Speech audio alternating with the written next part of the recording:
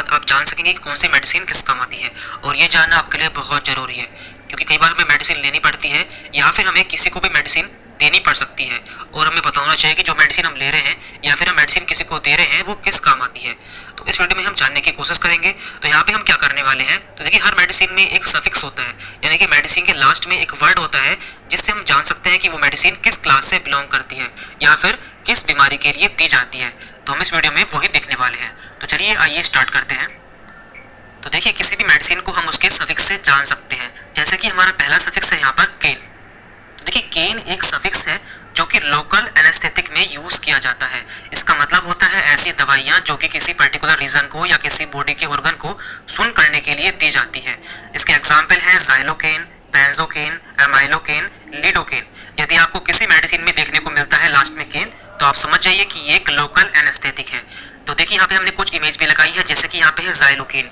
तो ज़ाइलोकेन एक इंजेक्शन आता है यदि मान लीजिए किसी का ऑपरेशन होना होता है और उस ऑपरेशन वाले हिस्से को, यानी कि जहाँ का ऑपरेशन होना है और वहाँ पे उसे सुन करना होता है, तो वहाँ पर ज़ाइलोकेन इंजेक्शन लगाया जाता है।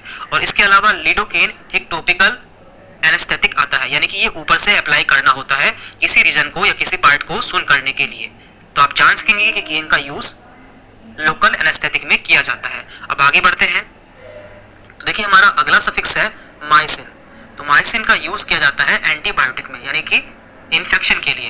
यदि किसी को इन्फेक्शन हो जाता है तो उस कंडीशन में एंटीबायोटिक दी जाती है। इसके एग्जाम्पल है azithromycin, erythromycin, neomycin and streptomycin. तो आप देख सकते हैं कि सबके लास्ट में यहाँ पर माइसिन वर्ड आया है।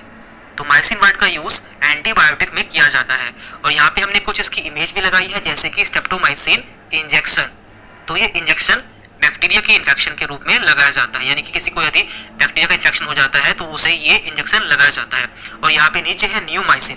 तो नियोमाइसिन ये यानी ये ऊपर से लगाई जाने वाली क्रीम है जो कि बैक्टीरिया को किल करती है। का यूज एंटीबायोटिक के रूप में किया जाता है। अब आगे बढ़ते हैं। हमारा अगला सफिक्स है ओलोल। तो यहाँ पे ओलोल, तो ये होते हैं बीटा ब्लॉकर्स।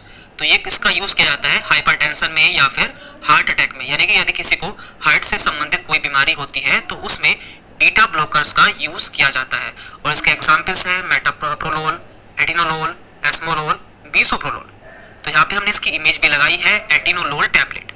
तो आप देख सकते हैं जनरली इसका यूज हाई ब्लड प्रेशर के पेशेंट में किया जाता है, यानी कि ऐसे पेशेंट जिनका ब्लड प्रेशर हाई रहता है तो उन्हें ये मेडिसिन दी जाती है। तो इससे आपको याद रहेगा कि बीटा ब्लॉकर्स का यूज हाई ब्लड प्रेशर में या फिर हार्ट की किसी और प्रॉब्लम में किया जाता है।